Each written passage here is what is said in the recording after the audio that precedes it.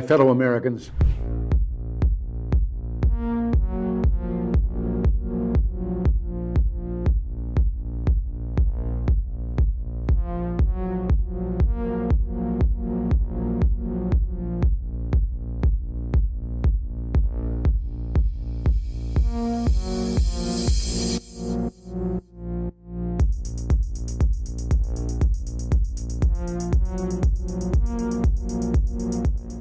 What do you have to say about dictators of countries like Indonesia, who we sell weapons to, yet they are slaughtering people in East Timor? What do you have to say about Israel, who is slaughtering Palestinians, who impose martial law? What do you have to say about that? Those are our allies. Why do we sell weapons to these countries? Why do we support them? Why do we bomb Iraq when it commits similar problems?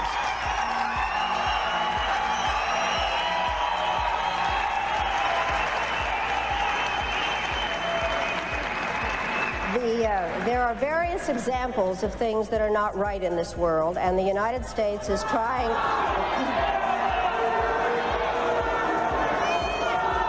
I really am surprised that people feel that it is necessary to defend the rights of Saddam Hussein, when what we ought to be thinking about is how to make sure that he does not use weapons of mass destruction. I'd like to... Who are shouting, just a moment. I'm not defending them in the least. What I am saying is that there needs to be consistent application of U.S. foreign policy. We cannot support people who are committing the same violations because they are political allies. That is not acceptable. We cannot violate UN resolutions when it is convenient to us.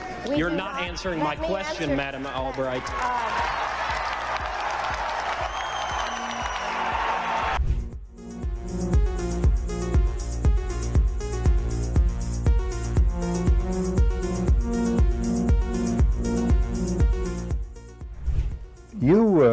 You briefed the press, did you not, when you were there? Well, I had several jobs. One of my jobs was that of analyst. I also was an interrogator and indeed briefed the press when we, the CIA, wanted to circulate disinformation on a particular issue. Disinformation is not necessarily a lie. It may be a half-truth. And we would pick out a journalist. I would go do the briefing and hope that he would put the information in print. What was your percentage of success? We were pretty successful in planting information of a rather rarefied nature. For instance, if we wanted to get across to the American public that the North Vietnamese were building up their force structure in South Vietnam, I would go to a journalist and advise him that in the past 6 months, X number of North Vietnamese forces had come down the Ho Chi Minh Trail system through southern Laos. Now, there is no way a journalist can check that information. That's data derived from radio intercepts, spy in the sky photography. So either he goes with the information or he doesn't, and ordinarily or usually the journalist would go with it because it looked like some kind of exclusive. Go after these gentlemen. I would be directed to cultivate them, to spend time with them at the Caravel Hotel or the Continental Hotel, to socialize with them, and slowly but surely to try to gain their confidence by dolloping out valid information which was true. And then I would drop into a conversation the data that we wanted to get across, which might not be true. One piece of data, for instance, that we managed to plant in the New Yorker magazine had to do with a supposed North Vietnamese effort in 1973 to develop airfields along the border of South Vietnam. The reason we wanted to plant this information was that we were trying to persuade the U.S. Congress that Saigon should continue to get a great deal of aid, and that the North Vietnamese were the chief violators of the ceasefire accord. That was printed in the New Yorker magazine under the byline of Robert Chaplin, as indeed was a great deal of such information which we tried to circulate. Frank, A two-part question. What were the objectives of or what was the objective of the CIA? What about the moral implications of what you were doing in feeding this information? Did the objective override the moral implications, moral problems? Well, the objective of the agency in general is to generate intelligence and get it back to Washington, to get at the truth and make sure the policymakers understand it. When you plant disinformation, you are diverging from that objective, and I think probably in retrospect it was very counterproductive. I am, as an ex-CIA agent, opposed to the disinformation activities in which I was involved. I admit that I was involved, and I think it served no useful purpose. Propagandizing the American public or Congress is not the CIA's job. As to the morality of what the CIA was doing or that particular activity, the war was a very relative thing. It was a relativist environment, and morality seldom came into play when you were operating in the field. In my estimation, a CIA man should be amoral. That may sound pretty shocking to somebody, but what if my morality were that of a Nazi or agent, if you will? You wouldn't want me to be your intelligence officer. Keep the morals out of intelligence. Keep the truth in, and stay away from disinformation.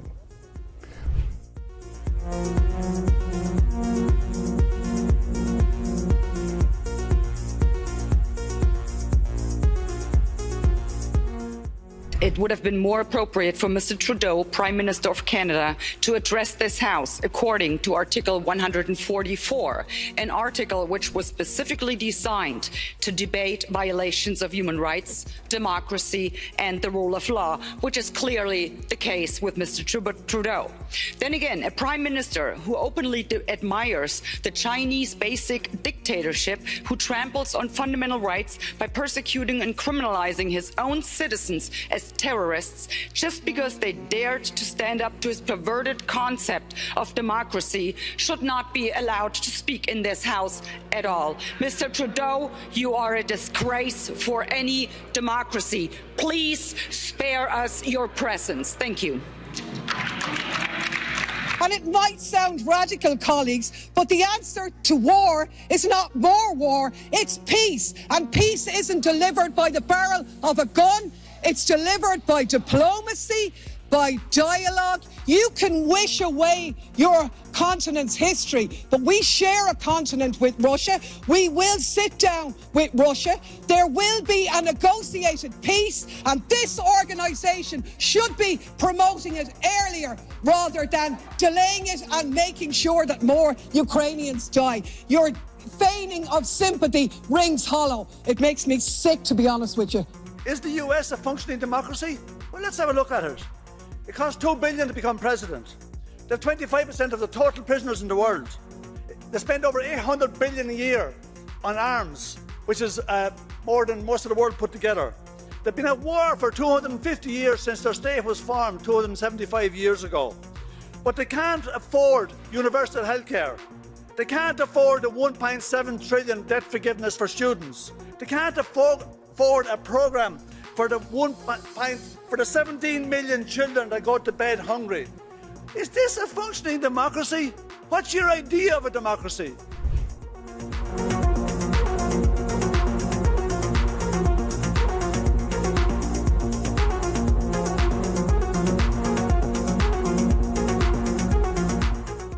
We become involved when disinformation poses a threat to the security of our country. It is when there's a connectivity to a threat to our country. It could be a threat, a connectivity to violence. And what this working group does, is precisely what I would think you would want it to do, which is to take a look at the work, the disinformation work that our department has done, and ask the following questions. Do we have policies? Do we have guardrails Do we have But standards here's the to problem. ensure- We if I can't may, even this is agree. We can't even extremely- agree what disinformation is. You well- can't even agree that it was disinformation, that the Russians fed information to the Steele dossier. If you can't agree to that, how are we ever going to come to an agreement on what is disinformation so you can police it on social media? Senator, I have 2 points, if I may finish. Number one, that what this office, what this working group does, because it's not an office, what this working group does is ensure that there are guardrails, definitions, standards to make sure that the free speech rights, the civil rights, civil liberties, and privacy rights of individuals So are do you not think impinged. do you think Number COVID one. do you think And number COVID do you two, think COVID if I may, do you think COVID disinformation threatens our national security? And number two, if I may, Senator, and number two, is it your proposition that when the cartels spread disinformation with respect to our immigration policies to try to lure vulnerable migrants to our border illegally? I think you've got no idea what disinformation is, and I don't think the government's capable of it. Do you know who the greatest propagator of disinformation in the history of the world is? The U.S. government. Are you familiar with McNamara, the Pentagon Papers? Are you familiar with George W. Bush and the weapons of mass destruction? Are you familiar with Iran-Contra? I mean, think of all the debates and disputes we've had over the last 50 years in our country.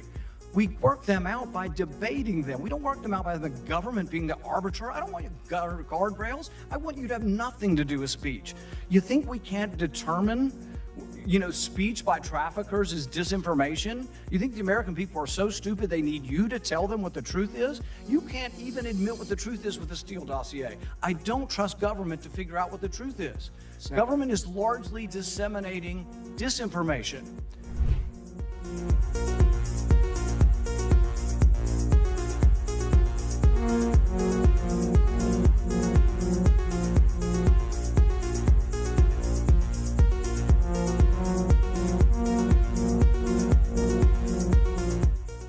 You would know this this is a bit of an aside, but in terms of how you think about problem sets, when I was a cadet, what's the cadet motto at West Point? You will not lie, cheat, or steal, or tolerate those who do. I was the CIA director. We lied, we cheated, we stole. It was like we had entire training courses. We had a good discussion on ensuring global energy security and adequate oil supplies to support global economic growth, and that will begin shortly. I'm doing all I can to increase the supply for the United States of America, which I expect to happen. The Saudis share that urgency, and based on our discussions today, I expect we'll see further steps in the coming weeks. Are you worried about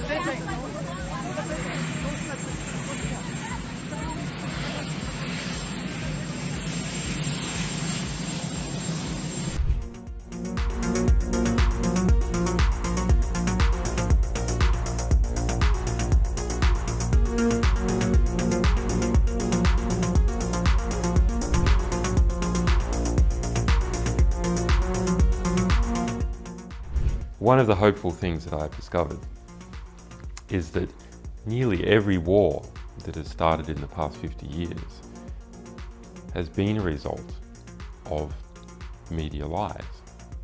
The media could have stopped it if they had searched deep enough. If they hadn't reprinted government propaganda, they could have stopped it. But what does that mean? Well, that means basically populations don't like wars. And populations have to be fooled into wars. Populations don't willingly and with open eyes go into a war. So if we have a good media environment, then we will also have a peaceful environment. You killed a million people in Iraq. That is a separate... You killed a million people in Iraq. It's incredible that you have the brass neck to be sitting here now urging another Iraq war George, after if what I you've was already still in done. Parliament,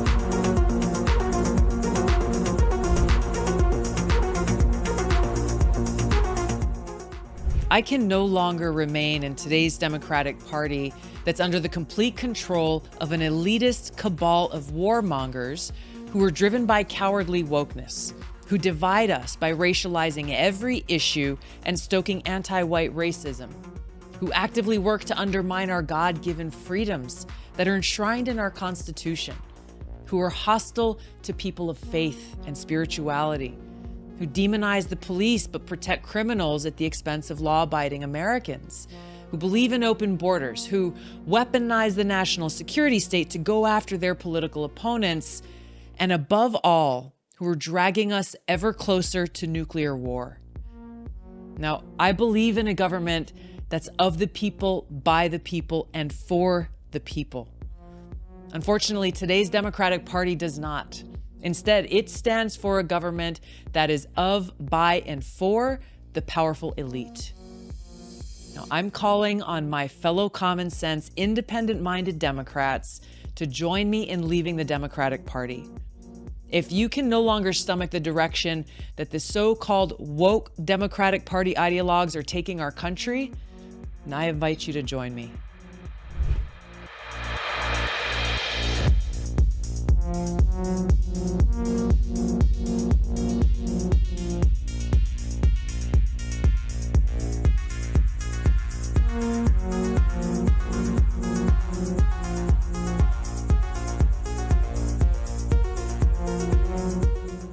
Let me ask you a question. Do you think you should be the one to be able to decide when to pull the trigger? No, sir. Isn't that what this is about? If you adopt the position that any time you are denied, your particular, and there's 4 groups out there, and inspectors, you're the group you headed, anytime you are denied, that ipso facto requires the United States and the Security Council to act on what they said they would do, which is to use whatever means necessary to take on Saddam Hussein so you can get into that particular facility. Is that not correct? Is that not your position? Mr. Senator, I have a job to do, or I had a job to do, and that was to disarm Iraq in accordance with the provisions of relevant resolutions. With all due respect, I'm not trying to be confrontational. I'm trying to get this as clear as I can. I really mean this now. You have an absolute logic. You put together a very tight syllogism here. You've indicated that your job is to disarm. The only way you can disarm is to have access. The only way you can have access is either with permission on the part of Iraq, or if denied, forced access, right? Compelled access. Compelled. Yes. Well, okay, compelled. You sound like the lawyer and I sound like the military guy. I mean, compelled, where I come from, when my old man said you're compelled, it meant I was forced. I mean, it was a real simple proposition. It wasn't much to debate. Now, there is a clear logic to that. And that's what I mean when I say I respect your position.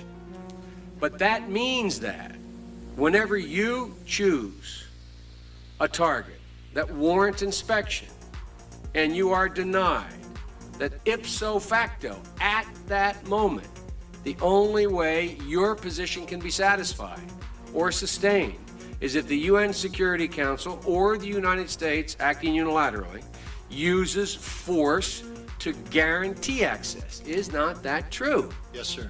Now, that means that you get to choose the time and place when we would use force, if we use force. No, sir.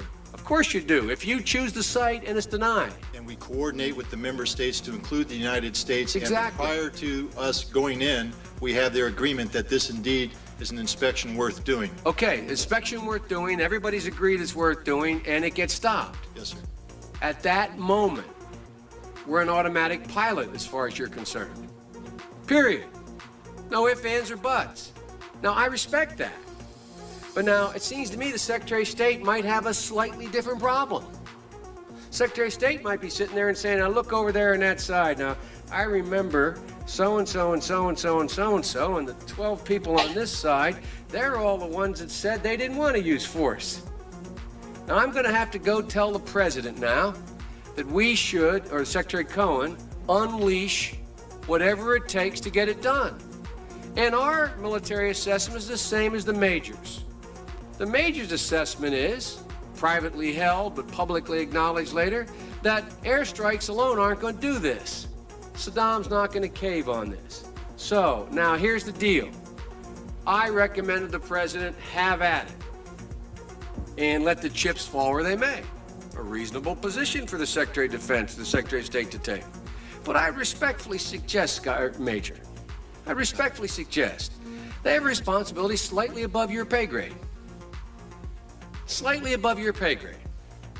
To decide whether or not to take the nation to war alone, or to take the nation to war partway, or to take the nation to war halfway. That's a real tough decision. That's why they get paid the big bucks. That's why they get the limos and you don't. I mean this sincerely. I'm not trying to be flip, because I think, and that's why I said at the outset, the reason why I'm glad you did what you did, we should come to our milk. We should make a decision. But in terms of whether the Secretary of State has no more to consider than you do as the arms inspector. You didn't get in, didn't get my job done, get me in. Period. You made the deal, right? That's the deal. A deal's a deal. Get me in. Scott Ritter, I'm ready to go. It's not how it works. Now, maybe it should work that way. But wouldn't you acknowledge that if you were President of the United States or the Secretary of State, you'd sit there and say, now, okay, old Scotty boy didn't get in. We said he should get in. We want him to get in. It's important that he does get in. They're not going to let him in, so what are we going to do now? We know that France and Russia aren't going to be with us. We're quite confident China's not. We've already run those traps. They're not there. We're not sure where the United States Senate is, but have at it, boys. Go get them. And by the way, Scott and the boys say air power's not enough. I think it's a legitimate debate, Scott, Major. I think it's a legitimate debate. But I don't think we should be putting it in the context of, you have somebody up there at state saying, look, how can we weasel out of this agreement? We want to let this guy out there hanging. We're not this. It's a very practical political decision. Same kind of decision General Powell made. Same kind of decision President Bush made. Every president, every Secretary of State has to do it. Like I said, they get paid more than you. Their job's a hell of a lot more complicated than yours. They may have made the wrong decision, and you brought it to light. We should address it. We should say straight up where we are, and we should do it. And for that, I thank you. But it's above your pay grade.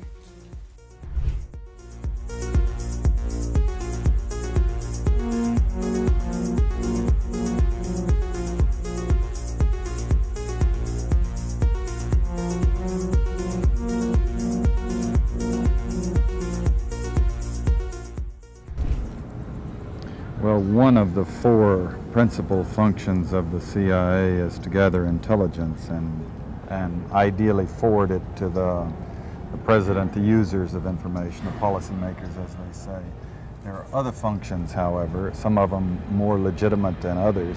One is to run secret wars, the covert action that's written and talked about so much, like what's happening in Nicaragua today from Honduras. Another thing is to disseminate propaganda to influence people's minds, and this is a major function of the CIA. And unfortunately, of course, it overlaps into the gathering of information. You have contact with a journalist, you will give him true stories, you'll get information from him, you'll also give him false stories. For example, in my war, the Angola war that I helped to manage, 1/3 of my staff was propaganda. Ironically, it's called covert action inside the CIA. Outside, that means the violent part. I had propagandists all over the world, principally in London, Kinshasa, and Zambia. We would take stories which we would write and put them in the Zambia Time, and then pull them out and send them to a journalist on our payroll in Europe. But his cover story, you see, would be that he'd gotten them from his stringer in Lusaka, who had gotten them from the Zambia Time. We had the complicity of the government of Zambia, Kenneth Kaunda, if you will, to put these false stories into his newspapers. But after that point, the journalists, Reuters and AFP, the management was not witting of it.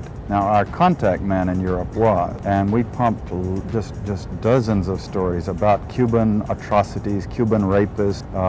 In one case, we had the Cuban rapists caught and tried by the Ovimbundu maidens who had been their victims, and then we ran photographs that made almost every newspaper in the country of the Cubans being executed by the Ovimbunda women who supposedly had been their victims. These were fake photos? Oh, absolutely. We didn't know of one single atrocity committed by the Cubans. It was pure, raw, false propaganda to create an illusion of communists, eating babies for breakfast and that sort of totally false propaganda.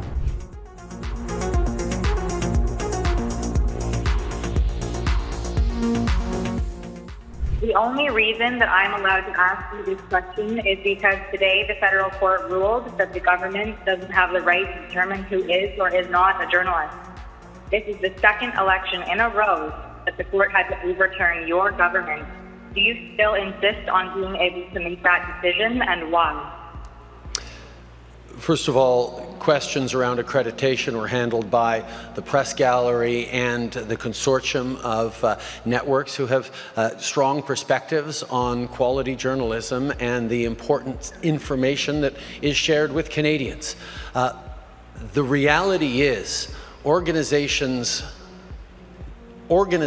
like yours that continue to spread misinformation and disinformation on the science around vaccines, around how we're going to actually get through this pandemic and be there for each other and keep our kids safe, is part of why we're seeing such unfortunate anger and lack of understanding of basic science. And quite frankly, I won't call it a media organization, your group of individuals need to take accountability for some of the polarization that we're seeing in this country. And I think Canadians are cluing into the fact that there is a really important decision we take about the kind of country we want to see. And I salute all extraordinary, hardworking journalists that put science and facts at the heart of what they do and ask me tough questions every day,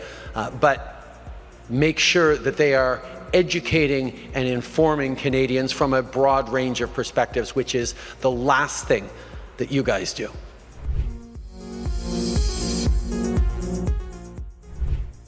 Whatever our hopes may be for the future, for reducing this threat or living with it, there is no escaping either the gravity or the totality of its challenge to our survival and to our security. A challenge that confronts us in unaccustomed ways in every sphere of human activity. This deadly challenge imposes upon our society two requirements of direct concern, both to the press and to the President. Two requirements that may seem almost contradictory in tone, but which must be reconciled and fulfilled if we are to meet this national peril. I refer first to the need for far greater public information, and second, to the need for far greater official secrecy.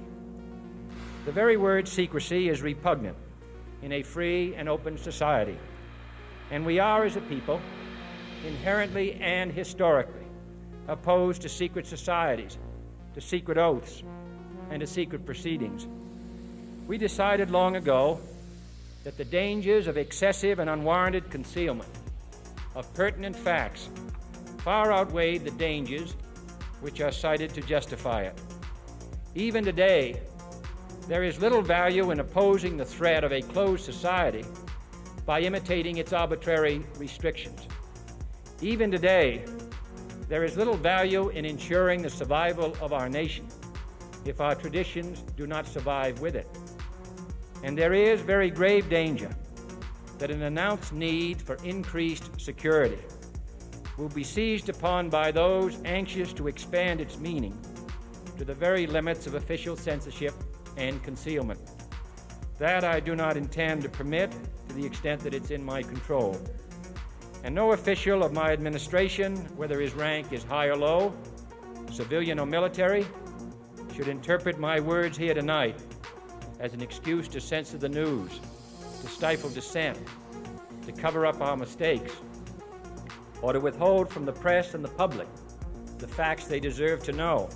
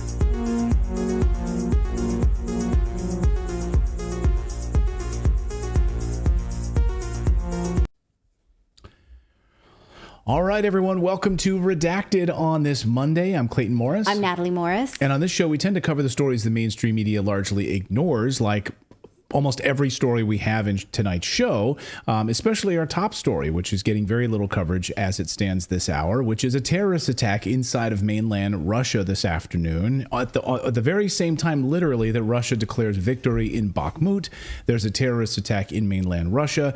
We are really entering the most dangerous phase of this war as the United States and NATO ramp up to send F-16s to that country and attack Crimea. That's the new plan. So we'll unpack the very latest in the war in Ukraine. Plus, a new bill would create a new federal agency to police what you do online, issue you fines, and give you court orders to stop it. It is like, the FBI for the internet. You would not have a way to fight this. It's actually even more oppressive than the FBI.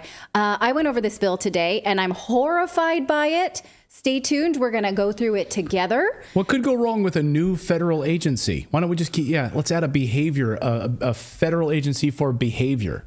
Federal agency for online speech, basically, is what it is. I'm done. You lost me at federal agency, but you have to pay attention to this, you guys, because this is what world governments want, is to go in, like they literally seek to pervert the algorithm if you are speaking about things that they think are dangerous. Not to do the story right now because we're just telling you what's coming up, but I'm pissed already. But the United Nations openly admitting that, hey, we fudge the Google algorithm. We work with Google to fudge search results. Yes, but this would be the U.S. government jumping the line in order to downrank online speech and police it. What could go wrong? So you need to know about this bill. You need to watch out for it. You need to understand the nuances on it for it. And in my opinion, we should stand up collectively together. Absolutely. You decide what you're going to do, but that's what I think.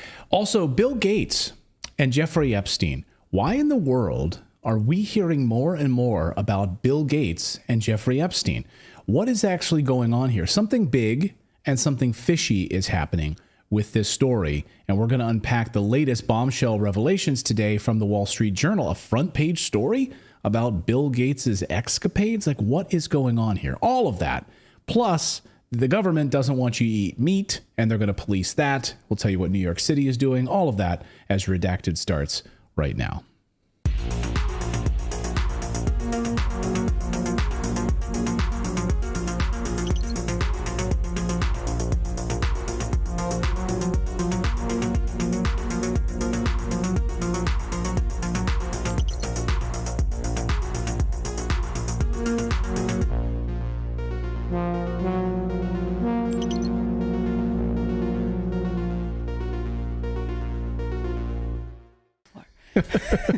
Welcome in, everybody, to Redacted on this Monday. Are you feeling it? Because, while you were lulled into a false sense of security with your weekend, the government was busy screwing you over and doing all sorts of crazy crap as Joe Biden is out in Hiroshima in Japan at the G7 summit, making deals and basically throwing the United States under the bus.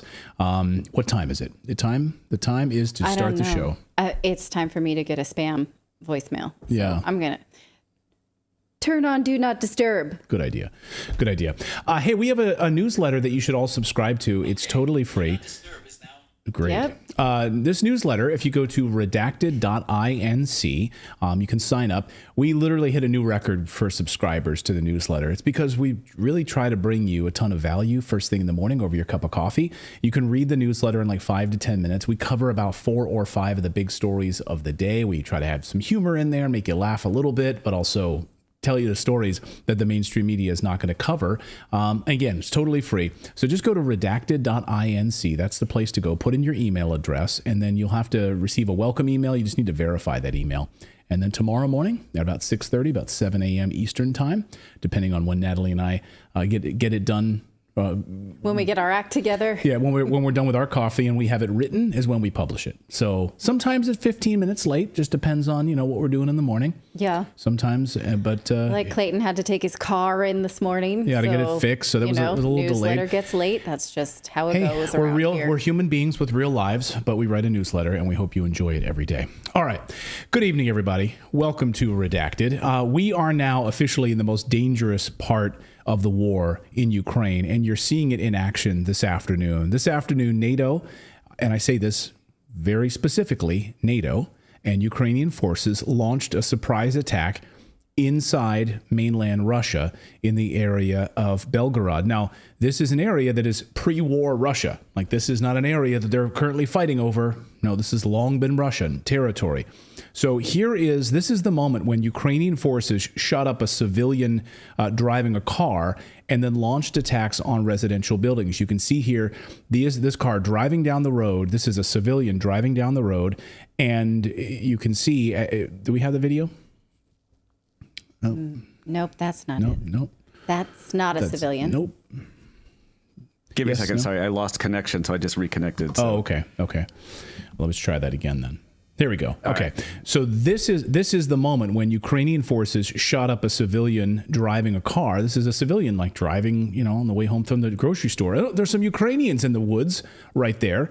And no, we're just going to shoot up your car, take control and commandeer the car. And they were also setting up anti-tank defenses in this area. So people were like looking out their windows in this residential neighborhood, seeing a bunch of Ukrainians using U.S. armored vehicles. Like, what the heck is going on here inside of Russia? So here is an American U.S. M1224, a Max Pro MRAP. This was one of the many vehicles that they were using. This is United States. And this was confirmed. You can see videos out of people's windows. They're terrified because they're looking out and they're seeing American armored vehicles with Ukrainian and NATO forces standing there shooting people up. Unbelievable. That's like a real life Red Dawn. Like imagine you're just driving through your neighborhood and all of a sudden soldiers are walking out of the trees. Yeah. And you're like, holy smokes, what is going on here? And also, why are American armored vehicles like in Russia? How'd they get there? What the hell? So they are driving American provided armored vehicles. Again, just to underline this, let's just draw a line underneath this. NATO and Ukrainian soldiers launched an attack inside of pre-war Russia using American armor and American weapons, where they fired on civilians and hit residential buildings. Just so we understand, we're clear on what was done here. Imagine if Russia were caught doing that in Virginia. Like David just brought up Red Dawn, like Wolverines. Like, can you imagine, like, hey, this outside of Charlottesville, Virginia this afternoon, 39 Russians showed up with tanks and armored vehicles. What would we do? Just tell me in the chat room, like, what would we do? What would the United States do with that kind of a response? Well, we saw after 9/11 what happened, right? So we know what kind of a response we'd have. Endless war on the Middle East. Is that what you're going for? I was going to say, we'd attack Kazakhstan. Yeah, exactly. We'd find something to attack. I know that would be the case. Unlimited and unending war powers to survey citizens and also world leaders. Is that also what you're looking for? Probably. That's exactly what would happen. So, and that's exactly what we've done, of course, in the past when these things have happened. So, side note, we got word that Russia killed all 39 of the soldiers that carried out the attacks on these civilians inside of Russia. That came from the Russian Ministry of Defense this afternoon. So that is a bit of breaking news. Now, a United Nations spokesperson a few minutes ago, when asked about it by a reporter, said, this is the first I'm hearing of this. I don't know anything about this. Really? Okay, more lies. And it used to be that when politicians lied to us and we found out about it, we would hold them accountable. They'd be prosecuted at best and maybe thrown out of office at worst. Now we have irrefutable proof that NATO and the Biden administration have been lying to us at every stage of the Ukrainian war, every stage of it. Beyond the obvious lies, of course, that NATO provocation had nothing to do with the Russian invasion. There's unmistakable promises from President Biden at every stage of the war, telling us he's not going to do something and then violating those things a few months later. Let's run through you want to go ahead? I just want to add really quick. So now Russia also has our vehicles that were used. So that's going to be very easy for Putin to say, hey, look, we've been saying America's involved. And you're like, we haven't been sure. Here are their vehicles on Russian soil. Yeah. In fact, some of them, they've already been put in some of the Russian museums. They've already shown them off. Like, see this, that we've already captured these. But those they took from the battlefield in Ukraine. Yeah. This now, having them on their own territory, does seem to be a game changer. Yeah. So beyond the obvious lies that NATO provocation had nothing to do with Russia's invasion, there's the unmistakable promises that President Biden told us at every stage of the war. So let's run through these lies, shall we? In order. Biden told us that he would not send long-range missiles to Ukraine. He told us this. Notice the byline on this article. This is May of last year, 2022. As Ukraine seeks long-range weapons, Biden said U.S. won't send rocket systems that can reach Russia. That was President Biden. He made those comments, by the way, you'll remember, because we covered it here on the show, after Zelensky demanded HIMARS. Remember, he was like, you're going to send us HIMARS. You're going to send us long-range weapons. Yes, you will. To which the United States was like, no, we're not. We're not going to send rocket systems from the United States. We're not going to do that. Then Biden told us he wouldn't send tanks to Ukraine or other armored vehicles or planes or trains or anything because that would lead to World War III. Remember this? The idea that we're going to send in offensive equipment and have planes and tanks and trains going in with American pilots and American crews, just understand, and don't kid yourself, no matter what you all say, that's called World War III, okay? Yeah, okay. Now, of course, we have World War III. That's what we're in right now. You can call it whatever you want, but that's exactly what this is. When the world is waging a war and all of these countries, the NATO countries, are in alliance to attack Russia, this is a world war. Do you guys have another name for it? I don't have another name for it. And remember when President Biden promised that we wouldn't be sending any F-16 jets to Ukraine. First thing, Biden says U.S. will not provide F-16 fighter jets to Ukraine. Notice from the Daily Mail at the top, this article is more than 3 months old. Yeah, wow. He said that repeatedly. And now that's about to change as well, because over the weekend, President Biden said the administration now supports sending F-16s to Ukraine. Okay, then. So armor, like long-range weapons, no, not going to happen. Tanks, not going to happen. F-16s, not going to happen. Wrong. Lies. All down the list. Which also means they're going to be lying about pilots, because we know that they don't have pilots that can fly F-16 in Ukraine. Yeah, they don't have anybody. So over the weekend, President Biden said the administration now supports sending F-16s to fly in Ukraine. And Biden announced a new aid package, which includes training for Ukrainian pilots to fly F-16s. But he says Zelensky and I, we had a conversation, and they promised that they won't use F-16s in Russia. So in mainland Russia, just like they didn't use American armor today in Russia. But this will be different. So F-16s will be different than the armor that you just used today to hit civilians in a terrorist attack. Okay. That's like, when I got my driver's license, I wasn't allowed to drive on the freeway. Yeah. And I told my parents, no, I didn't take the freeway to go there. I took the side roads. Absolutely. Yeah, exactly. But I'm from California. You take the freeway. You take the freeway. Right. Because you don't, the side roads. As soon as you give me the keys, I'm going to do whatever the heck I want. Yeah. So we're going to give you F-16s. I'm a rebel like that. They're going to be bombing everything. Yeah. So, and here's my favorite part. Biden says, he had this long talk and he promised them, we're not going to fly these jets. We're just not going to fly them into Russian territory. So we'll only do it to areas that we think are still Ukrainian, like Crimea and the Donbass, areas that they've been attacking since 2014 in a nonstop, of course. Donetsk. These people voted. They voted. They tried to join Russia in 2014. They were not allowed.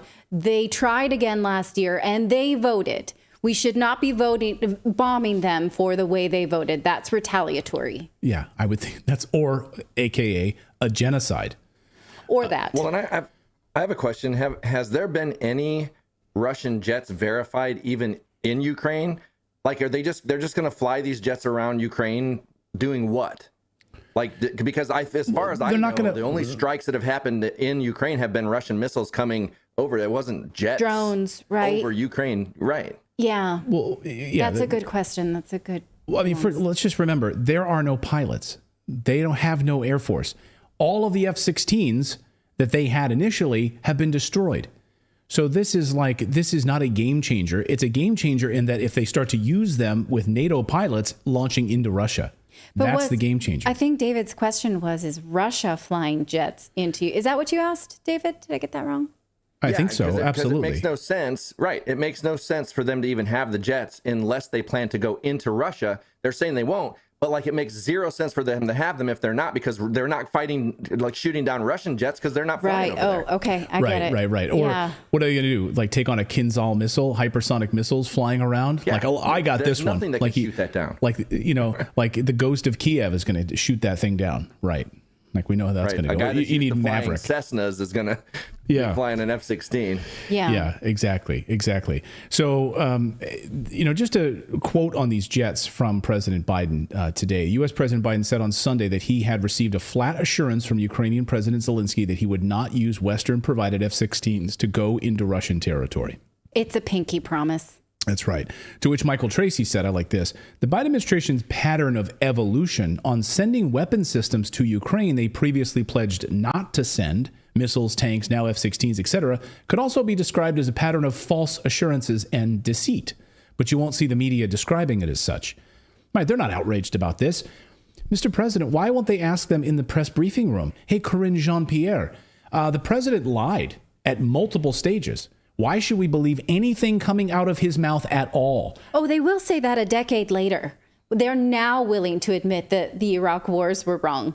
And so as soon as they've got a padding of a decade, they'll say that. Yeah, but they won't say it now. When they're not actively involved in an administration. So instead of being punished for these lies, they're being rewarded for it. Here's the state-run media, also known as CNN, interviewing National Security Advisor Jake Sullivan. Now, where Jake confirms he confirms the F-16s, which we'll get to in a second. But here he drops the biggest bomb of all on Crimea. Listen. The UK recently gave long-range missiles to Ukraine. France is following suit. Up until now, the U.S. has balked at giving Ukraine similar weapons. And in February on this show, you would not say whether the U.S. would support Ukrainian efforts to recapture Crimea. That's one of the concerns that has been expressed about whether or not the Ukrainians are given the ability to hit Russian targets in Crimea. Do you think that Crimea is part of Ukraine? Of course. So what would be the objection of Crimea is Ukraine? I mean, that's a very straightforward thing. Well, yeah, you answered it directly. I mean, Russia doesn't think so, obviously. But do you think that Ukraine should have weapons that can reach Russian targets in Crimea? Yes, we have not placed limitations on Ukraine being able to strike on its territory within its internationally recognized borders. Yes, the answer is yes. Go ahead and attack Crimea. Because if you want someone back, you abuse them. That's the best way to. That's the best way to win. If you ever leave me, Clayton, I'm going to beat the shit out of you. Right. And that's how I'll get you back. And then I'll come back. Okay. You just bomb me, and then you know what? I really like these guys that are bombing my house on a regular basis. I hope I can rejoin them. Man, attacks on freaking Crimea. Smart move. And it's also idiots. funny how the uranium conversation just went away. Like nobody talks about that anymore. Like the even when they're depleted talking uranium. about, we made these promises. Yeah, Yeah, good point. We left that out. There's just not enough time. That's another lie. Look, I'd be here all night if I had hit every lie that they say. So the answer is yes. Let's attack Crimea. This is a terrifying prospect that could lead to nuclear war. The New York Times a few months ago warned us that it was on the table. But the Biden administration is actively considering it. Let them attack Crimea. This is the solution. Let's help Ukraine attack Crimea, said the New York Times. Here's Caitlin Johnstone's take on this madness. U.S. may help Ukraine launch an offensive on Crimea. And she says, Moscow has considered Crimea a part of the Russian Federation since its annexation in 2014, meaning efforts to recapture it would, at least in theory, be treated the same as an invasion of any other part of Russia. It was only by way of arbitrary bureaucratic fluke that Crimea wound up as a part of Ukraine after the fall of the Soviet Union. And Crimeans overwhelmingly prefer to be part of the Russian Federation. That we may be soon staring down the barrel of a nuclear third world war over something so pedantic is a very dark shade of absurd, she writes. You don't have to rewind the clock that much. Read any history book about the new Ukraine since the overthrow of the government in the last 20 years. And people in Crimea overwhelmingly said, what'd you just do to my passport? That they came in, made them Ukrainian, and they were like, what? I don't want this.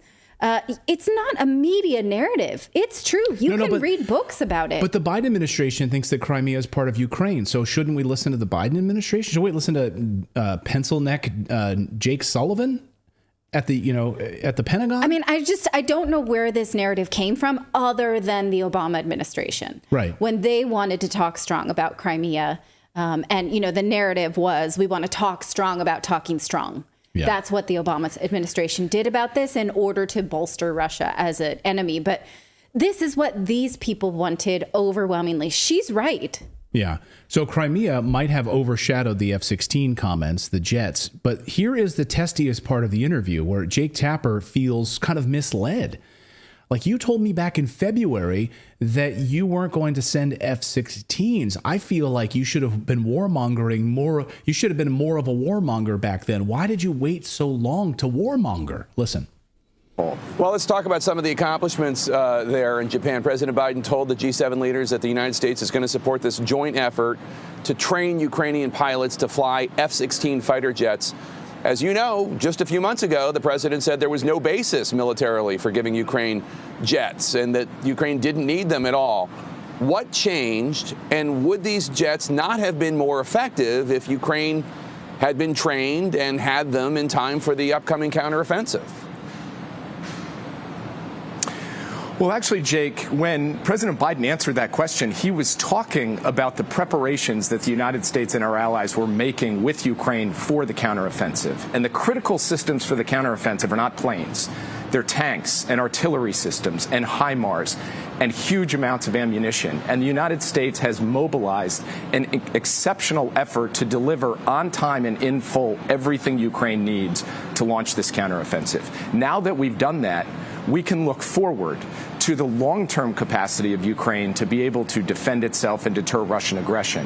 Fourth-generation fighter aircraft, Western fighter aircraft, F-16s are relevant to that fight. That's why the president told his G7 colleagues this weekend that he will, in fact, support the training of Ukrainian pilots. But he is focused on the type of system needed for the phase of the fight that is at hand.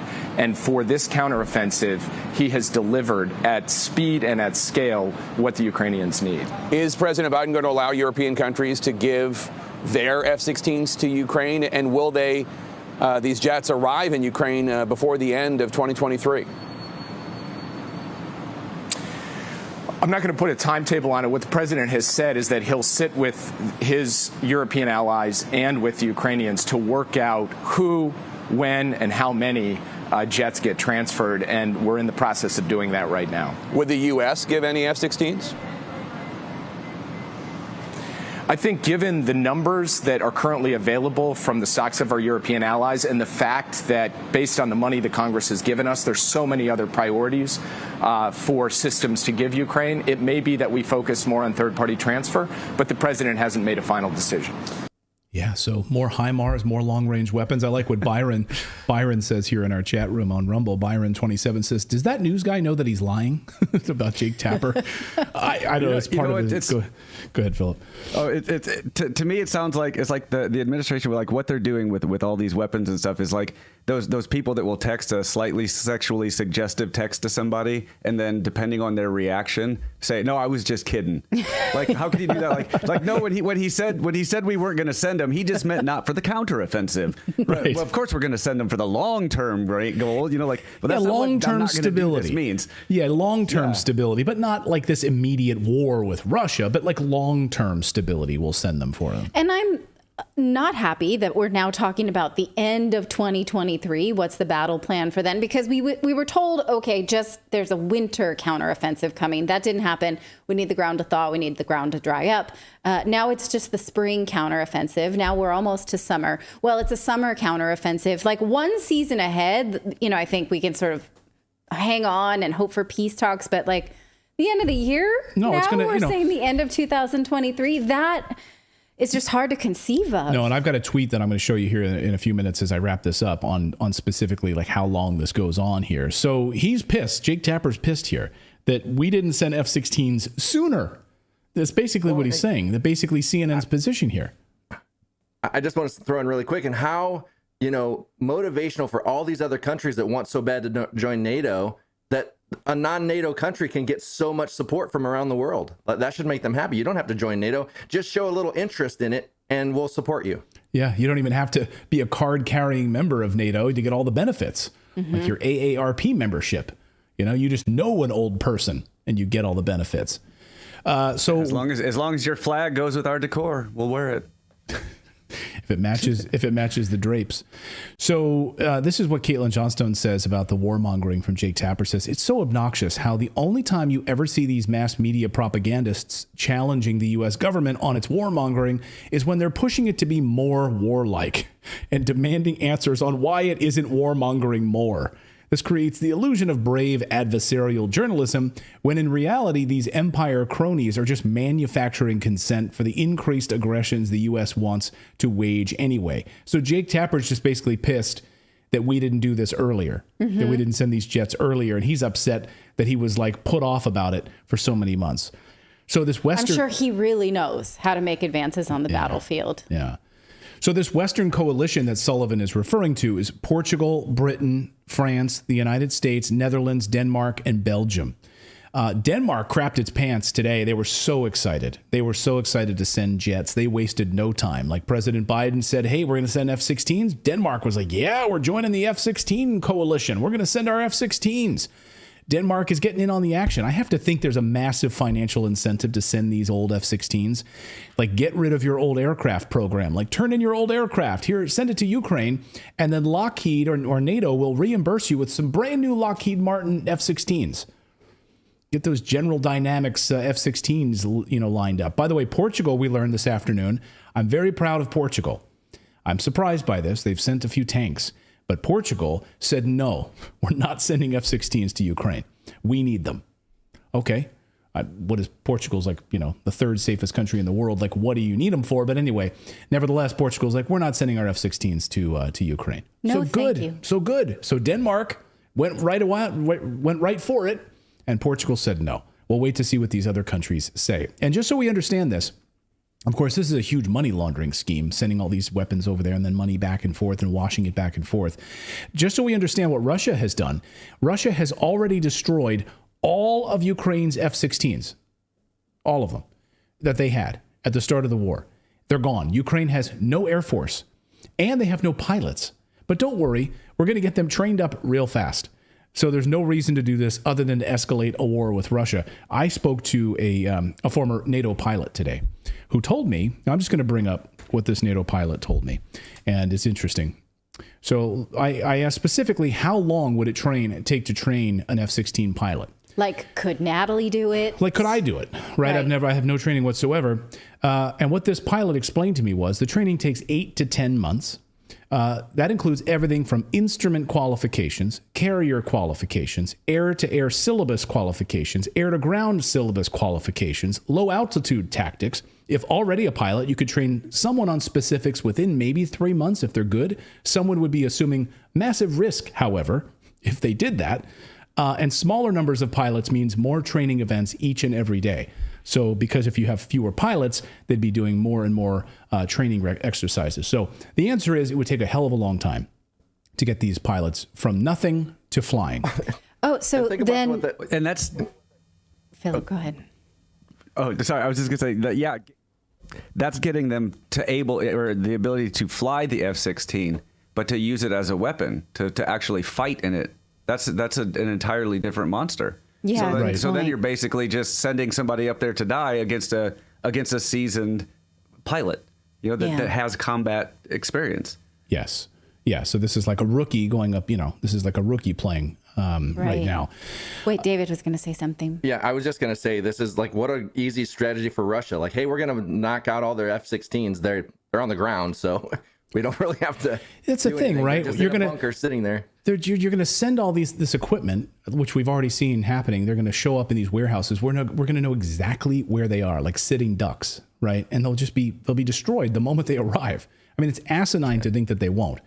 So when Zelensky told Congress, when he visited earlier in the year, that we don't need your training, we know exactly what to do, just send the weapons, would you call that a lie? I would call that an absolute lie, because he said, we don't need your men, we don't need your personnel, we are Ukrainians, we know how to we know how to he command these literally weapons. said we know how to use them. Right, we know how to use them. So we're going to get Vlad over here. He's going to go up in one of these F-16s. He's never flown before, but now he's like how hard can it be? He's like the Red Baron. So anyway, there's no reason to do this other than to escalate a war with Russia. That's the only reason you're sending these F-16s. And this morning, Russia responded. Russia says that the West providing F-16s to Ukraine is a colossal risk, and that this would be an escalation of the war. We see that Western countries are still adhering to the escalation scenario, and it involves colossal risk for themselves, says Russia. In any case, this will be taken into account in all of our plans, and we have all the necessary means to achieve the goals we have set. Okay, so who do you believe here? I don't know. Do you believe the guys that, Jake Sullivan? You guys believe the guys in NATO right now? Or do you believe the guys who literally today have raised the Russian flag over Bakhmut? Overnight, the city that Ukrainians call Bakhmut has finally fallen to Russians. After 9 months of bloody fighting, Russia's head of the Wagner group announced it had 100% control of the city, and that it will now return to its official Russian name. And this is going to be harder for me to say. Artyomovsk, I hope I'm saying that right. Artyomovsk, I don't know. Someone in the chat said, Vlad must be really happy with the Redacted group. We're not saying that any of this is good, but we have been following the narrative since the beginning of this conflict, and Russians' story has not changed. What they've said and what they've done has not changed. If you follow the U.S. narrative, it's all over the place, and it's full of lies. We don't want anything other than peace talks. We're not rooting for Russia. We're not rooting for anything other than total peace talks now. Yeah, and stop the genocide in the Donbass. So if that to you seems like we are then, which Vlad, that we are on one side or the other, you're not listening and you're being overly reductive in the world. And that is no way to be in global politics. So tone it down. Person. Yeah, I know. Anyway, so not here's you, sorry. No, not me. So here's the map. So take a look at Bakhmut here on the map. So this is the next target is the city of Donetsk, where civilians have been, of course, under constant attack from Ukraine since 2014. Overnight, Russia launched several massive attacks. Now, keep this map up on the screen, if you will. At Ukrainian forces, overnight, Russia launched several massive attacks at Ukrainian forces near Donetsk. According to reports, hundreds of Ukrainian soldiers were killed. So get ready, guys. Get ready for the media to tell you that Bakhmut wasn't a big deal. But the real deal will be Donetsk. Like, this is the narrative that's going to start to unfold. You can even see the size of the font on the map. Like, Bakhmut, the fortress that we thought was so important, well, it's fallen. It's not such a big deal because the real story is Donetsk. Okay. To hear even President Biden yesterday kind of downplaying Bakhmut like, it's no big deal. Although the West for months was telling us how it was a huge deal and it was going to turn the tide of the war, but now it's not a big deal. I love how this narrative shifts, the lie is constant. Listen. Bakhmut is a discussion about whether or not it's been lost or whatever. And well, the truth of the matter is the Russians have suffered over 100,000 casualties in Bakhmut. It's hard to make up. It's hard to make up. So whether or not there are troops in Bakhmut occupying. There's not many buildings left standing in Bakhmut. It's a pretty devastated city. But they have been able to move in a direction that they've been able to lock down an awful lot of the Russian forces, including the Wagner group. So with regard to the F-16s, F-16s would not have helped in that regard at all. It was unnecessary. For example, let's take just Bakhmut, for example. Yeah. So the Wagner group is under control and locked down. Really? Okay. Only the head of the Wagner group today said we secured this city and we will be handing it over to the Russian military on Thursday. And the Russian they will be leaving of their own volition. And on their way to Donetsk. So apparently somehow they've locked down the Wagner group. They now have 100% control of the city. Okay. All right, whatever. And I love the backdrop, right? He's in Hiroshima. Like, just think about the imagery of that for a moment. He's there lecturing the world about, being the arbiter of truth. And he's literally there at ground zero in Hiroshima, of all places. Anyway. That his own country bombed. Yeah, exactly. And Zelensky actually took the opportunity to say, like, Hiroshima looks like Bakhmut. Not that he would know. He's been abroad since the attack on the Kremlin in early May. But they are using that to sort of bolster their existing narrative. So that's not lost on them. And someone in the chat saying here, let me see what it says. He's smiling. Oh, Outside In says, and he's smiling about the 100,000 souls deleted. He's a demon. Yeah, and where did he come up with that number? 100,000 casualties? I don't know where he's even gotten that number from. But anyway. He says you can't make that up. I think what he means is he made that up. Right. Yeah. So, and this major escalation, I thought I'd share this. I'll share this in a second. I moved some things around here. But Spiritor on Twitter reminded me of this. Zelensky admitting 2 months ago that defeat in Bakhmut would likely lead to peace negotiations and that his country wouldn't tolerate more fighting. This is from the Associated Press. We can't lose the steps because the war is a pie. Pieces of victory, small victories, small steps, Zelensky said. Zelensky's comments were an acknowledgement that losing the 7-month-long battle in Bakhmut, the longest of the war thus far, would be more of a costly political defeat than a tactical one. He predicted that the pressure from a defeat in Bakhmut would come quickly, both from the international community and within his own country. Our society will feel tired, he said. Our society will push me to have compromise with them. Oh, you mean like peace? That's hilarious because the Wall Street Journal today literally said that Ukraine backed off the war in Bakhmut so that they could rest and recuperate personnel and weapons. Where this comes from, I don't know, but the Wall Street Journal and the Western press is making it seem like they sat back like, they're like, yeah. This one's a sunk cost, guys. So we're going to sit back. We didn't like that place anyway. Yeah. Yeah. We don't even really like Bakhmut. I don't like that woman anyway.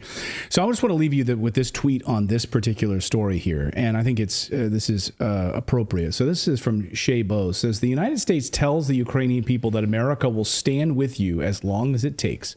In Afghanistan, it took 20 years, $3 trillion, 70,000 dead people. Civilians, and then they left overnight. In 1989, the Afghans that we supported, they were heroes fighting Russia, right? And then in 2019, they're terrorists fighting the United States, so we're leaving. So guess what? That's exactly what's going to happen in Ukraine. Like, we already have seen the template. And when Jake Tapper asked Jake Sullivan, wait a minute, you're saying that this is going to take years? Because Jake Sullivan admitted this is going to be years. He's like, well, no, I just mean like this part of it could be long, and then just a long-term stability of Ukraine is long-term. Oh, you don't mean the war will last 20 years. Sure. We know where this is headed, guys. Let us know your thoughts on this in the chat below. A lot of moving pieces on the war. I think this is the most dangerous phase because now we really see what happens in Donetsk and what the full-on Russian response will be to these attacks inside of Russia. So, oh boy, here we go, guys. Over the next couple of weeks, it's going to be crazy. All right. Well, we want to tell you about this new bill to create a federal internet police agency, federal for the internet, would affect all of us no matter what platform we're watching on right now. It's terrifying as all heck. But first, we want to tell you about our friends at EnviroCleanse. Now, if all home air purifiers are the same, why did the U.S. Department of Defense just select EnviroCleanse to protect and purify the air on board Navy ships? That's because EnviroCleanse has patented earth mineral technology plus hospital-grade HEPA filters. We in our house use home air filters every single night, and EnviroCleanse EnviroCleanse is one of the best because they destroy cold and flu viruses such as COVID, allergy inflaming toxins, mold, and so much more. Plus, it has hospital-grade technology, which is very powerful. It's in thousands of classrooms. The EnviroCleanse promise is that you will have far fewer colds and allergies and much better sleep. You can get a free air quality monitor as well to test the difference in your own home. So check it out yourself. Go to ekpure.com and use the code redacted for 10% off your EnviroCleanse home air purification unit, plus your free air quality monitor, plus fast free shipping. That's $150 worth of savings. So again, that's ekpure.com/redacted, ekpure.com/redacted. Also, my daughters really love to have air filters on when they sleep because it acts as a white noise. Yeah, my middle child is like, oh no, I need that. Well, and the other night, you were like sneezing like crazy because the allergies. How many of you guys right now in the chat are dealing with like crazy allergies right now? It's just insane. I am for sure. Yeah, so just putting on the air filter and like closing the door to go to sleep, it's like within like 30 minutes. I might get one of these. Yeah. Yeah. Clayton, this weekend, he came downstairs and I was making coffee and my face was like this. And he likes to say, like, let's have some coffee outside. I was like, do not ask me to have coffee outside. Like, go out I am suffering. Yeah. He's like, I need to be inside. I need to wrap myself in bubble wrap. All right. We've got more news to get to. We're going to talk about this new federal agency that's going to be started to take over social media and police everything that you have to say. We're also going to talk about this Bill Gates and story with Jeffrey Epstein and what I have some theories. I want to hear your theories on this, guys, on what the World Economic Forum is trying to do to Bill Gates right now. But I think something big is coming with Bill Gates. And so I really want to hear your take on that. So we're going to get to that in a moment. All right. But first, you could be marked with behavioral codes by the U.S. government based on your social media if this new bill is passed. It would create a federal government that has full access to police and control every website. I am not kidding. Literally every single one. Not only that, the government would create a new federal agency that is it's online police. They could launch investigations and fine you based on what you say. And it is not like the FBI where if they accuse you of something, you get your day in court. No, their word on your online behavior would be final. This is unbelievable. Now, I know this sounds scary, and this is one of those segments where I'm going to show you bits of the bill that I think are concerning. I know that doesn't always make for amazing television, and Clayton will lecture me later about screenshots of bills. But anyway, I think we need to educate ourselves about this, and we absolutely should tell our representatives what we think of it. So hold on tight.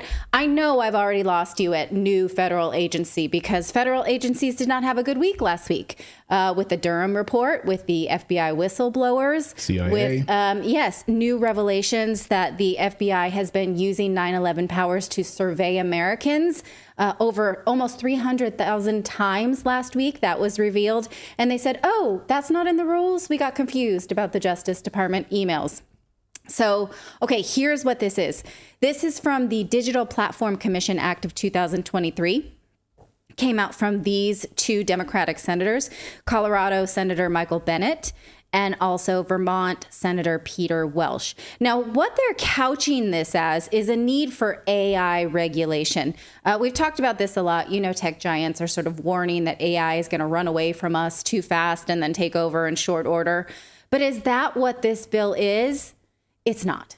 It's not that at all. AI is barely mentioned in this bill other than a cautionary tale. What it does is give the government full access to every social media and website that operates inside the United States. I'm not kidding. Look at the jurisdiction. That's how they define it, is basically, any digital platform. Any digital platform, the services of which originate or are received within the United States. So they get access to overseas. Yes. As well. If Americans access it or it can be accessed in the United States, that's their business.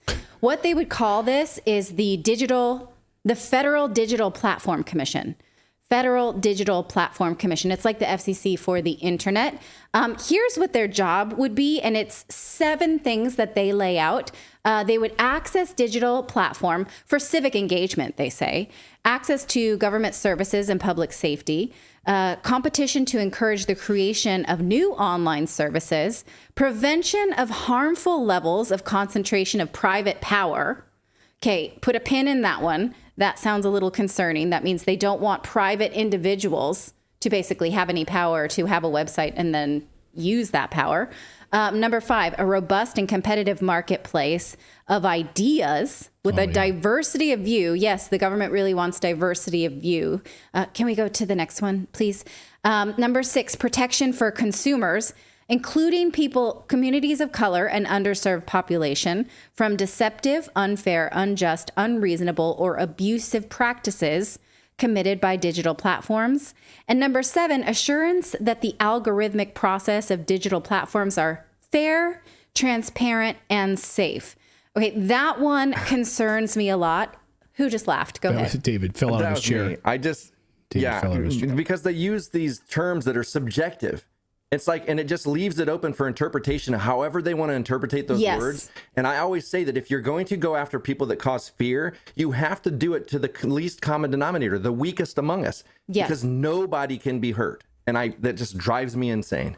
Right. And so think about this idea of marginalized communities, right? And then if you can make the point that, let's say, me saying any words that makes you think, oh, this might not be fair, might be then flipped on its head and called hate speech and then downranked. I mean, I'm going to make this point later about how COVID behavior would have and could have been downranked, that kind of thing. So again, right away, we need to be wary that the government wants to access all digital platforms, but says, don't worry, we're doing this for civic engagement.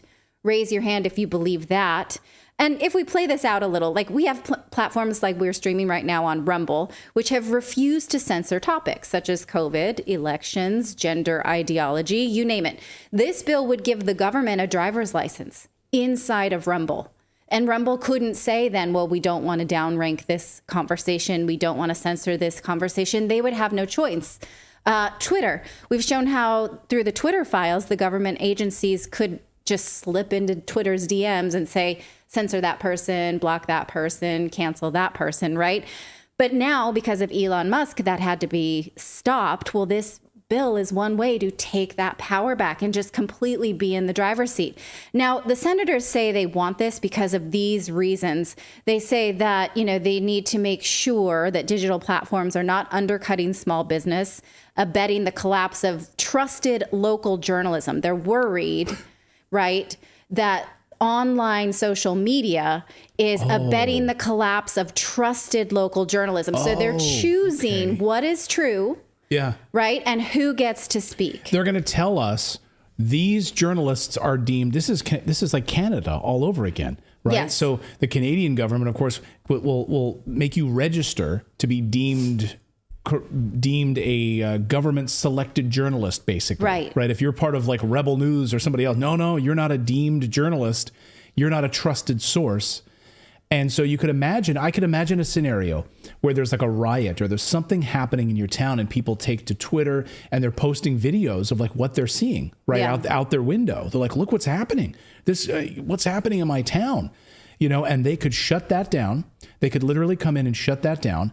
And at the same time, they could then be turning to these trusted sources to disseminate fake news to, well, who knows what they could but do. we don't need that hypothetical because we've already been through the COVID pandemic where discussion of certain therapeutics that are proven were downranked and disallowed. Blocked. Where vaccine hesitancy was also downranked and disallowed. Why? Right? 4 times we were banned on this channel on YouTube specifically for coverage. Mainstream media was willing to ask tough questions about the vaccine, and they were all then trusted, right? Yeah, exactly. Okay.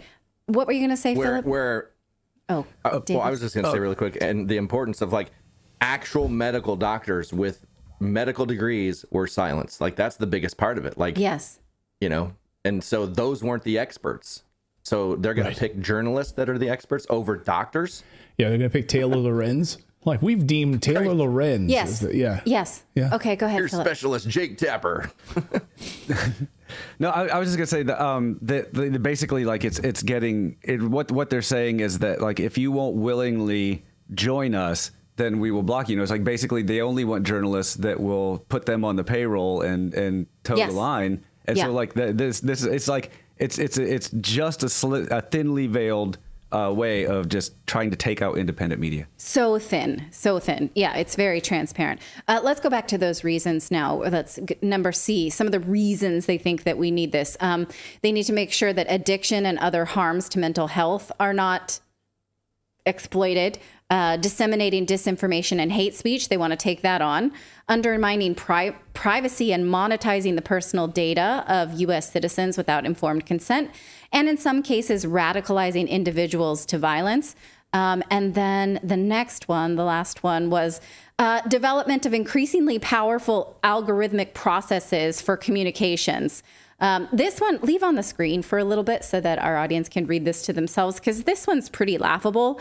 They're saying the algorithm could surface conversations such as, let's say, gender critical thought or actual discussions of COVID therapeutics, and the government could not suppress it because, you know, the algorithm. So the government is saying they mistrust the algorithm and they need to take that power back. Like, don't let the algorithm raise awareness about topics that are good for you. Let the government do it. And who exactly... Let them inoculate you. Right. Yeah. Who exactly appoints this commission? Who's then going to be the one who chooses, who knows how to like manipulate the algorithm for our best interest? The president.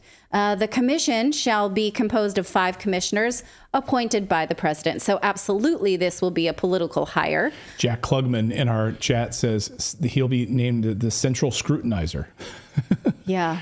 The central scrutinizer. I don't remember if that's the name of basically. Go ahead. Oh, sorry. Go ahead. I was just gonna say. So we're basically what they're proposing is putting a bunch of like 81-year-old guys that don't understand how Facebook works or what a direct message is. They're going to put those people in charge of an AI algorithm for YouTube. Like, I don't see that backfiring. I suppose, although when you think of political appointees to these types of, you know, heads of these commissions, you're not going to get someone like Edward Snowden who's like, this is maybe an infringement on civil liberties. You're going to get someone who's like, all right, I'm all in. Let's, tell them what they can talk about. Let's do it. And so you get that. Oh, sorry. You get that yes person, not necessarily the most qualified or the smartest that would be able to do it. You just get somebody that's willing to do what they want. And gets drunk on that power. In any agency. Yeah, exactly. Yes. You get a Yoel Roth, basically. If you read the Twitter files and you're going along with the Twitter files, think of this as a Yoel Roth who's just like, absolutely, let's shut down conversation because the government told us to. Now, what is it that this commission will be working on? Well, they're going to be coding your behavior. The commission will establish a code council that will develop these standards and behavioral codes. Take a look at how technical standards and behavioral codes. So let's say that you're doing something they don't like. Let's say you, for instance, are against school closures during the pandemic. That behavior would be coded and removed from the algorithm or purposely downranked. Of course, Google already does this. We know this. So does Twitter, so does Facebook. But this would be the government doing it directly. Google and Facebook have only done this because the government's asked them to. Now the government wouldn't even have to. It's taking out the middleman of social media. In order to do this, the agency would have full access to social media platforms, their managers, and all of their data. Take a look at this investigative authority that they want to give themselves. Basically, we can go into the management, we can go into all your data. What's yours is ours. No more subpoena through the FBI. We just take it. You have to give it to us. Now, if anyone is found to not be working along with this agency or doing bad, unlike the FBI, they don't even have to bring this new agency. They don't have to bring their case against someone in a court of law. When the FBI charges someone like President Trump, he has a chance to defend himself in a court of law. Not with this agency. The commission would basically have a final order, and then you have to pay your fines. Take a look. In general, they have final say. No, the previous one. Goodbye, Fourth Amendment. Final order. Final order. The next one. Sorry, do you see that one? I saw it. I saw it a second ago on the screen. That one. Okay. The commission shall have basically the right to, issue a charge, classification, regulation, issue an order concluding an investigation, and then that order is final. Then they assess a fine, and you have to pay that fine. You can appeal to the District Court of Appeals, or your Attorney General can challenge an order, but that's assuming you have a lot of money and power. For the most part, you're kind of on the hook for this behavior unless you shell out the money for a federal appeal or get the attention of your Attorney General. They also can order you to cease and desist certain behavior and establish a civil penalty for civil behavior, which I assume means jail time. I mean, think of this, right? If you're speaking out against school closures and they tell you you need to stop doing that because we think it's unsafe. I mean, they easily made the argument that school was unsafe. And so if you say, no, it's bad for kids to be out of school, they can say, you saying that is making children unsafe. You want kids to die of COVID. So we're going to put you in jail, is what I assume establish a civil penalty means. It's not written out here, but why not give themselves that? Because this is a kitchen sink kind of bill. And here's how much it will cost American taxpayer dollars to approve of this online Gestapo. $100 billion for the first year, and it just goes up from there. 100 million, sorry. My glasses. And then just more and more each year in the first 5 consecutive years. So I think that this is a bone-chilling piece of legislation. I absolutely and wholeheartedly reject it. I would like to invite you to read the bill for yourself and see what you think about it, and let your representative know whether you like it or you don't. Because, I don't know how much this has a chance to pass in this divided Congress, but as long as this is out here, when Democrats take power, they will pass something like this unless we tell them not to. So, the problem I see with this bill is it's really easy to create a boogeyman out of AI, because that's an easy thing to get both sides on board with. Because they think Terminator, they think that's the narrative. Here's the boogeyman. We all have to fight the boogeyman. So any of them that are in the same place, Democrats or Republicans, they're going to be like, we need this. And then you'll have the fringe on the outside that may fight it. But I just see them being on board with that just because that's an easy narrative to spin. It's a consolidation of power, and both Democrats and Republicans love that. Consolidation of power so that the big tech firms get more power. They control more of the government. They absolutely, they'll pretend, Republicans will play lip service to the fact that they don't like it. But in the end, they end up voting for it. They end up voting for these COVID bills. They end up voting for these COVID restrictions. They end up voting for greater power at the government level. And small businesses get squeezed and individual citizens get squeezed out. So they both parties love this kind of stuff. This was created by Democrats, but make no mistake about it, there will be people on the Republican side who will support this very, very much. Let us know your thoughts on this in the chat below. Let Philip say something, and then we'll end this one. Yeah, I was just gonna say, how is this? So it seems to me that this shouldn't be a bill, and it's really not a bill. This is a constitutional amendment. Because this is directly overriding. Yeah. This is the government retaliating on free speech. This would be rewriting the First Amendment. Yeah, and that's very specific on what it says. The government can't do that. Yeah. It cannot retaliate against free speech. Yeah, how can you not have due process? Like, you can't go through a court. You're just going to get a fine. They're just going to literally come after you and fine you for your speech. Plus civil penalties, which, again, I'm assuming means jail time. Can you put up the first screen, the first image? Is that easy to put up the bill? Because people in the chat are asking what this bill is and how they can, inform themselves about it. There was a link in today's newsletter. This is the name of the bill, the Digital Platform Commission Act of 2023. And yes, read up on it and tell me what you think. If you have a different read on it and you think that this is benevolent and I've got it wrong, I would love to hear it. Totally benevolent. Our government is nothing but benevolent. Smash that like button if you'd be so kind. That really helps push the show further out into the algorithm. Well, and I wouldn't be encouraging people to smash it with this new bill on the line. Just let's lightly tap it. We don't want anybody getting in trouble for smashing things. That's true. You could, you could go to prison, I guess, now if you smash that like button. But you won't if you subscribe. Please make sure you're subscribed to the channel, both on Rumble and on YouTube. Please subscribe. Really helps to grow our community. We're closing in on 2 million subscribers here on Redacted. So thank you. And let me know in the chat if you're a new subscriber. Say hello in the chat. We're live right now. We're live every day at 4 p.m. Eastern time. Let us know. I saw someone in the chat saying, hey, I love that you guys interact with your chat room. We do. We try to. It flies by. We try to read it. And if you guys have any chats that are relevant to the conversation that we're talking about that you think are important, we try to get to them. We try to get to some of the super chats as well during the commentary while we're doing these stories. So please don't be shy. Let us know what you think. We've got more news to get to here. We're going to talk about this Bill Gates story in a second. You don't want to miss that. And I really want to get your opinion on what you think is actually going on with Bill Gates and why we're hearing more about this right now. We'll get there. Plus, the government doesn't want you to eat meat, and they're going to regulate and watch how much meat you buy. We'll tell you where that's happening in the United States.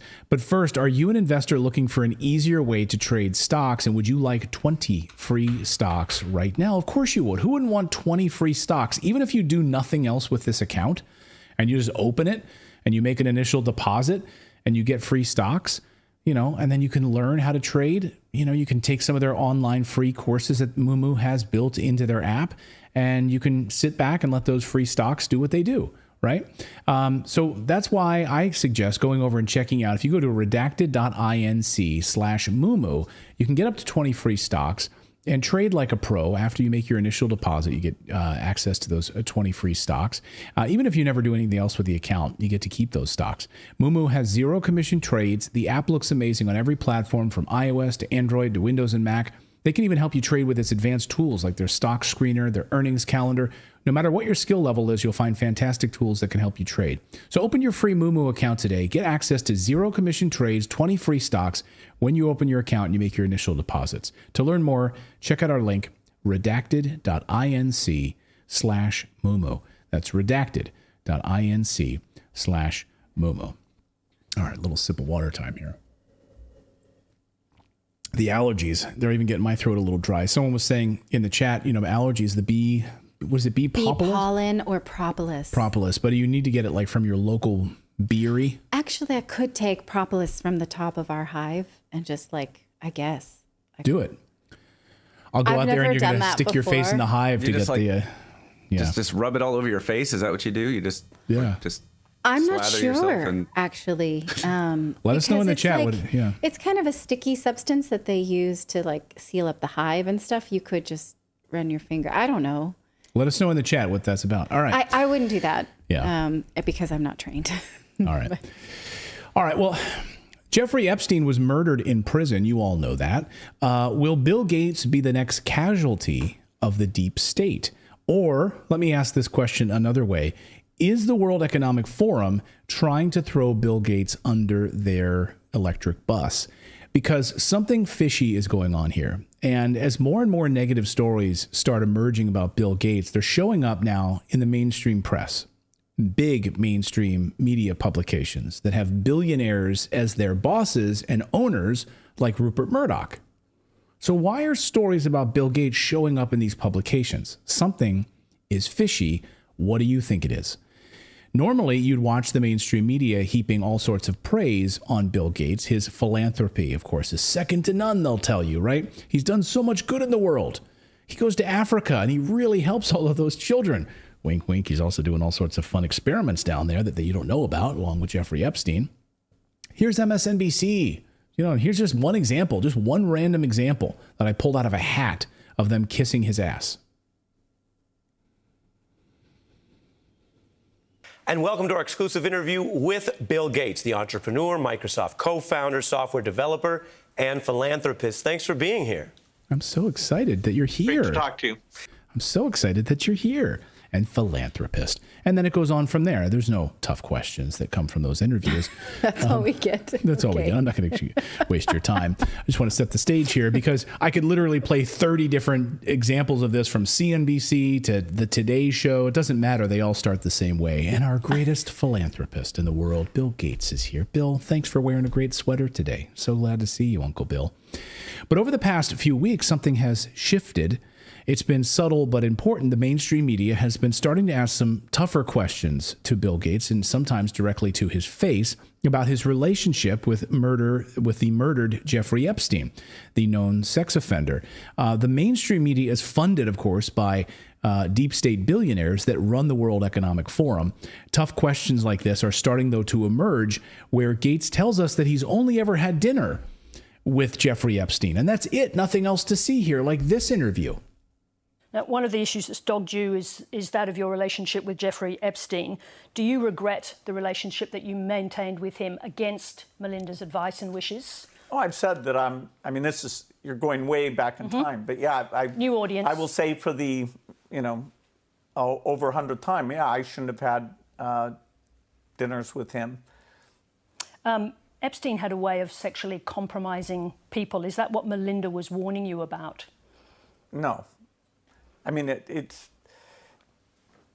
I had dinner with him, and that's all. Oh. And that you regret the relationship, the acquaintance? That I had dinner with him. Mm. And the relationship between the foundation and Epstein, which there never was any relationship of any kind. Really? Dinner, 36 times. Yeah, 36 times. That's it. That's all that happened. They flew to France together. Do you just fly to France with people? Well, if you pick up the Wall Street Journal this morning, you'll learn that it's a total lie, what you just saw there. And we always knew it was a lie. According to the Wall Street Journal, here's the front page of the Wall Street Journal today. Jeffrey Epstein appeared to threaten Bill Gates over Microsoft co-founder's affair with a Russian bridge player. Yeah, Jeffrey Epstein discovered that Bill Gates had an affair with a Russian bridge player and later appeared to use his knowledge to threaten one of the world's richest men, according to people familiar with the matter. Microsoft co-founder met the woman around 2010 when she was in her 20s. Epstein met her in 2013 and later paid for her to attend software coding school. In 2017, Epstein emailed Gates and asked him to be reimbursed for the cost of that course, according to people familiar with the matter.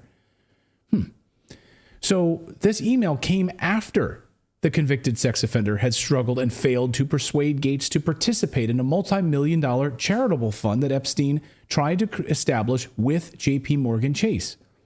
The implication behind the message, according to people who have viewed it, was that Epstein could reveal that the affair if Gates didn't keep an association between the two men.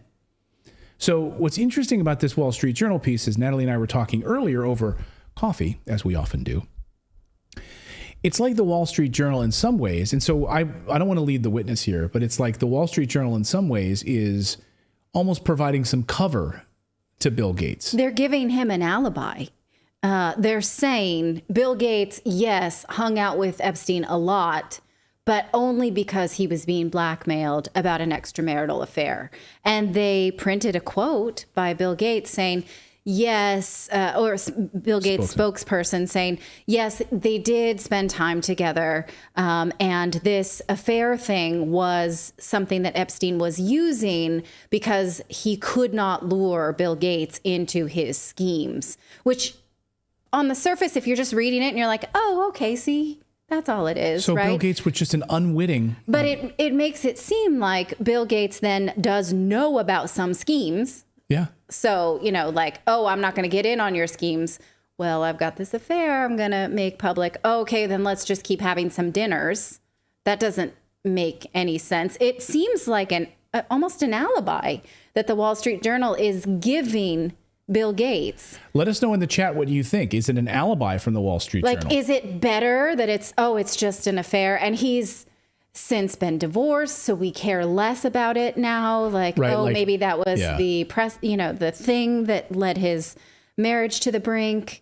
Or the many affairs that he's had. So here's one of them. And this is, of course, who the Wall Street Journal is referring to. This is Antonova. That's her name. And that's Bill Gates there, the young bridge player. There she is, the young lady. that Bill Gates was having an affair with. And here's that's a close-up of her. Yuck. She's a big fan of bridge, and she would give speeches about it. Here she is talking about it. Play this here. Calls bridge. So when they think about bridge, we also imagine the old ladies like that, right? So everyone think that it's only for my grandma plate or my aunt plate. But look at this, guys. Do I look like an old person to you? I'm talking about Warren Buffett and Bill Gates. Warren Buffett started playing bridge since he was 13 years old. And you know what? They donated $1 million to promote bridge at schools. Yeah. Convenient, that money, what it travels to. So that young girl, right? This is Erin Elizabeth who tweeted this. She's been following this story for many, many years. She writes on Substack. She said, meet Mila Antonova, the young bridge player who Bill Gates had an affair with in 2010. Jeffrey Epstein found out about this affair and used it as leverage against Bill Gates. Bill Gates began having private meetings with Epstein in 2011, but Epstein didn't find out about the affair until 2013. So Bill was already friends with him well before the blackmail. In one email to his colleagues after meeting with Epstein, Bill Gates said this, quote, his lifestyle is very different and kind of intriguing, although it would not work for me. It turns out it did work for Bill, as he even flew on Epstein's private jets to meet with him. Well, maybe he means the scope of it. Maybe. According to Melinda Gates, Gates' friendship with Epstein played a huge role in their divorce. Of course, friend of the show Whitney Webb thinks there's a lot more to the Melinda side of this story that we haven't even talked about here. We'll start to learn more about Bill Gates, and this is the question. Are we going to start to hear now more about Bill Gates and young women? This is the question. Many have speculated that the vast trove of child pornography that was found at Bill Gates' mansion is just the tip of the iceberg. Many of you might not even know about this story because it's been buried and suppressed. Good luck finding a lot of info about it. The story was buried, of course, and a man that worked at Bill Gates' house at the time was arrested for it. Did he take the fall? Many speculate that the guy that took the fall for this may have taken the fall for the powerful billionaire that lived in that house. This was back in 2014. Watch this news report when this story broke from the Gates mansion.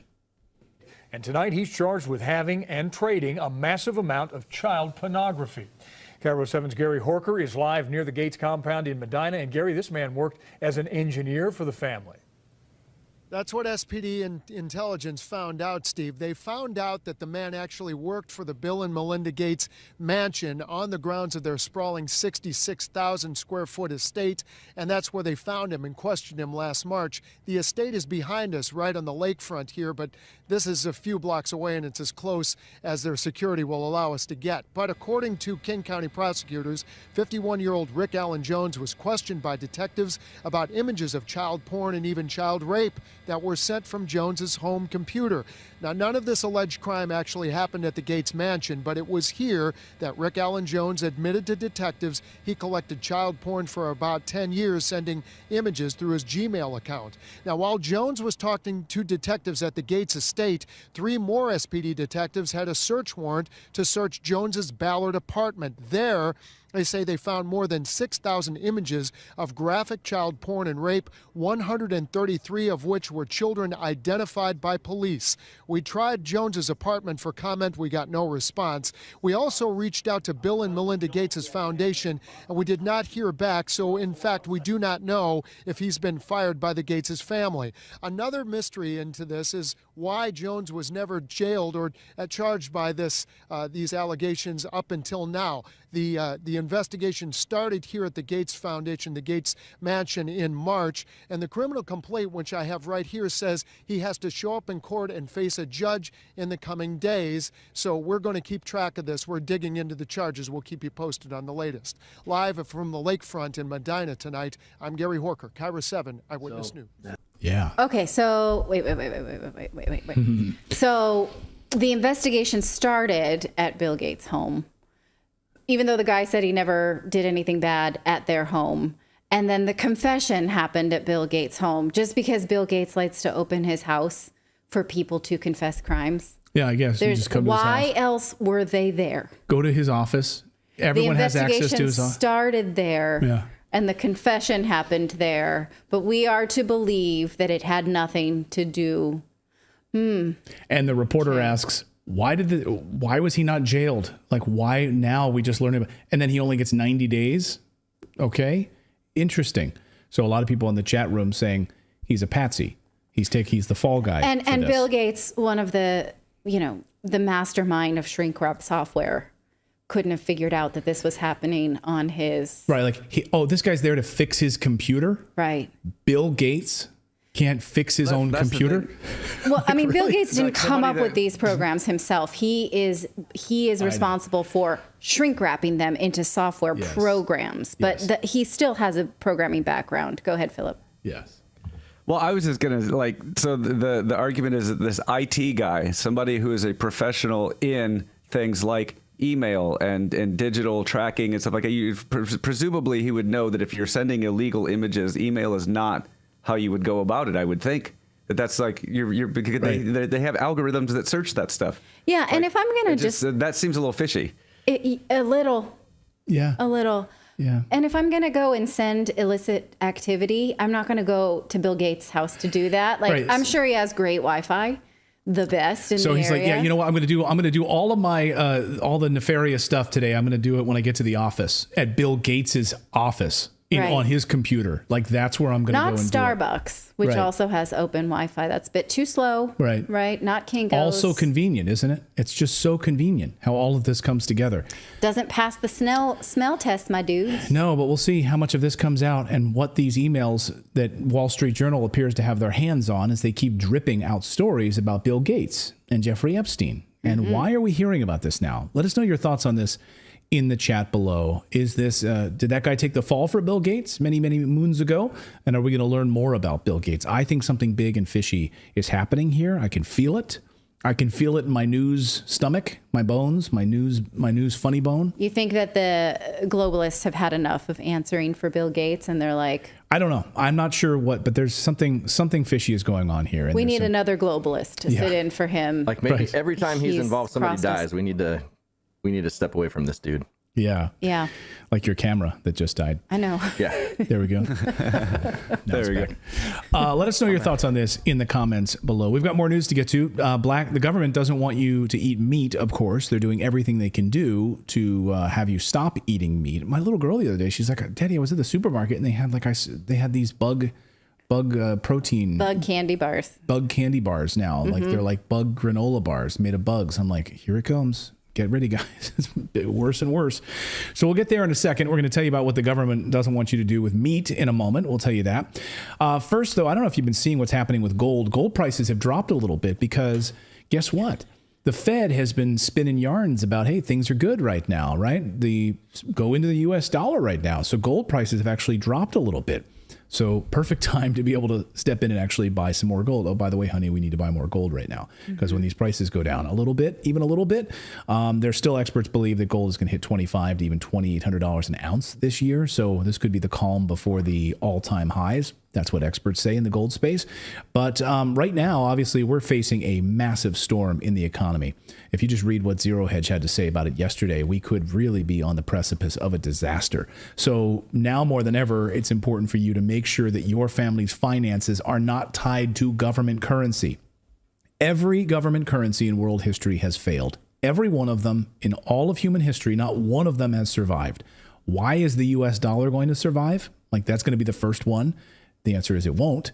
So how are your family's finances tied to the U.S. dollar? Is your retirement 20 years from now, 30 years from now, tied to the U.S. dollar? I would actually be very, very skeptical and scared about that. So our friends over at Lear Capital can actually help you get set up and buy actual precious metals, buy silver, buy gold. And right now they're giving away $15,000 in free bonus metals when you open a qualified account with their team. So just call them and see if it's a fit for you to buy precious metals. You can store it obviously at a safe of your location, at your house. You can store it off-site if you wish. You can do multiple things with the gold and silver that you buy. And then, of course, you can also get a self-directed IRA setup that will allow you to buy gold and silver inside of a self-directed account. That's why it's so powerful. It's not an IRA that's controlled by Fidelity or any of the big Wall Street types. It's controlled by you. So I'm a big believer in self-directed accounts. We've said it on the show many, many times. Natalie and I have a self-directed account. And if you don't understand what a self-directed account is, you have checkbook control of your finances.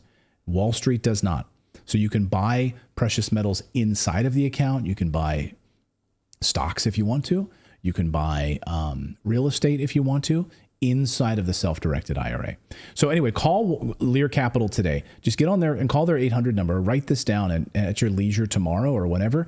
Give them a call. See if it's a fit for you and get your free gold kit from them. 1-800-613-3557 or go to the website learredacted.com. Again, that phone number is 1-800-613-3557.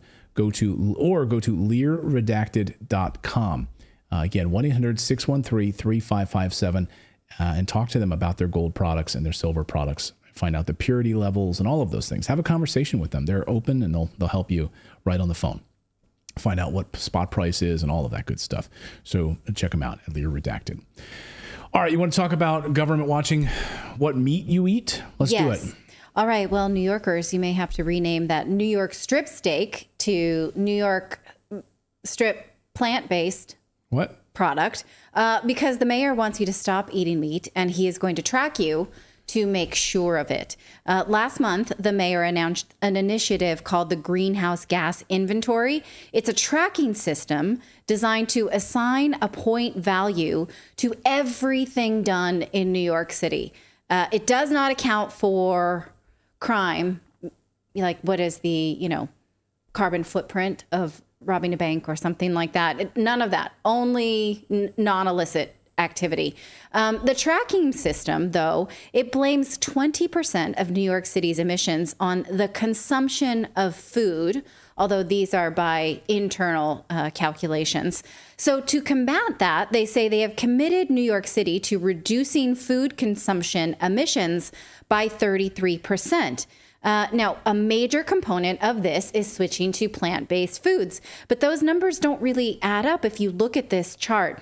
The purple here, see, it says, well, that chart here is telling you that food is responsible for about 21.3% of New York's total emissions. But then if you look at the next chart, the purple there is how food emissions break down. And it says that meat is the third from the bottom, the sort of middle purple one, is responsible for 1.80%.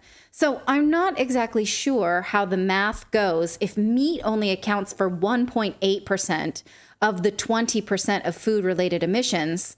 How will reducing meat hit a 33% reduction? Don't question math. Don't question their math. That doesn't quite work out. Mayor Adams, he's got his own kind of abacus. He's got his own kind of special New York City abacus. Well, in fact, these are the numbers that are on par with researcher Bjorn Lundberg. He showed that going vegetarian only cuts your food-related emissions, and a person's food-related emissions are only about 4.3% of their total emissions. Like most of your emissions come from you using your cell phone and pinging the towers and things like that. Very little of it has to do with food. And Bjorn Lundberg estimates that by going vegetarian, a person's overall emissions can only be reduced by 2%. And that tracks with this chart, about 1.8%. So plant-based meals are not going to make a big change in the overall emissions of New York City. In fact, by some calculations, they would be worse because so many plant-based products consist of seed oils. Seed oils is the main component of sunflower oil and canola oil mostly. And these oils are not good for you. They will inevitably increase the healthcare costs of the city eventually. And according to author Mark Sisson in his book on keto living, he presents studies that show that eating these refined oils constrict your arteries for longer than smoking a cigarette because it is a sustained inflammation. Yeah, like the oils, the seed oils specifically constrict your arteries for like 24 hours, whereas like smoking a cigarette's like 3 or 4 hours. It's something like that. Yeah, it's crazy. Yeah. And furthermore, these oils are not organic. They require more pesticide use than does agricultural animal farming. So if you're investigating processed oils raised on a steady diet of fertilizer and pesticide versus livestock farming, you're not comparing apples to apples. It's a false equivalency. And some studies do show that the impact on the planet of these oil-based products. Now, I'm not here to promote one diet or another. What I'm here to question is, when a politician says we're going plant-based, a lot of times that means more processed. Now, I didn't see anything that said, well, we're just going to get children and people in hospitals to like gnaw on raw lettuce. I doubt that would fly. They're going to give like the Beyond Meat burgers that have 70 ingredients and they're all highly processed crap. I mean, this is my assumption because this is how most plant-based diets play out when they are mass produced for more than one person. Of course, I'm sure there are plenty of vegetarians in our chat right now who say, well, I eat whole foods. I, make them for myself. And my family, which is fantastic. But when you make these things in mass produced qualities, most of the time they are processed foods. And now the mayor is saying that he's going to put them in schools and he's going to use them in hospitals. Interestingly enough, there was a town in the UK that did this exact same thing. They decided that the food that they ordered for city events would be all plant-based. And they found out that they wasted something like 40% of it. And so again, this, so we have to ask these hard questions. One is, are these food products going to be made with more processed food that require more deforestation and more pesticides? And will it then cause more food waste, which is increases nitrogen emissions, food waste, increasing. Yeah, go ahead. And that's something you're not going to be able to step out and find a local person making it. So you're going to automatically have a footprint because it's going to have to be done in a factory. Whereas now I can go to a local farmer and get meat, that's not commercial. Yes. Yeah, exactly. They don't want you to have that. They absolutely want with this tracking system to eliminate that. And this is, to me, the first step towards like the social credit score thing, right? So we're gonna track all of this in this city. We'll show you in a second how they're going to do it. And I just want to show you this emissions chart that shows all of these seed oils and what their impact on the planet is. It's not the palm oil, soybean oil, rapeseed oil, sunflower oil. These are all things that, in the way I eat, they're awful for you. Should be avoided at all cost. You want to read a great book? Read The Carnivore Code by Dr. I read it a few months ago. Then you read it. It's The Carnivore. And anyway. Great, yeah. Oh, no, Saladino. Paul Saladino. Yeah, Dr. Paul Saladino. Well, I think, again, we're not here to tell you to eat any which way, just to ask questions when a city is saying, oh, yes, plant-based is going to be so much better and so much easier on the planet. A lot of the times that math doesn't work out unless everybody has a rooftop garden and is eating from their own rooftop garden, right? And a lot of times that's just not the way that's executed. And also I want to know how that one oil hasn't been canceled yet with its name. Which? Rapeseed. Oh, yeah. Okay. Now, the major problem here is that these products require large industrial farming, huge crops of seeds for these oils. And this will create even more food insecurity, according to Dr. Joseph Merkla, an osteopathic physician.